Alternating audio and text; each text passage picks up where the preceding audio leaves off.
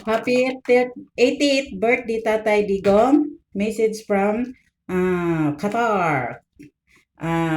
Nagpasalamat kog daghang salamat sa imuhang pagmahal kanamo mga OFW sa ikaw nga na himong presidente, especially nga COVID time, kay pag uli nako sa Pilipinas, wala gyud ko nabalaka, wala mi nabalaka nga kuan mawad pag uli namo kay giimo gyud ming gimahal, libre tanan, libre hotel, libre gikan sa Manila paingon sa Mindanao, libre gyud tanan, wala gyud kuy gigasto pag uli nako. Daghang salamat og sa paghimo og 10 years sa among passport. Daghang salamat og pagmahal kanamo mga OFW, labi na sa mga OFW gimanaltrato nga imong gimahal og imong gipangtabangan. Daghang salamat.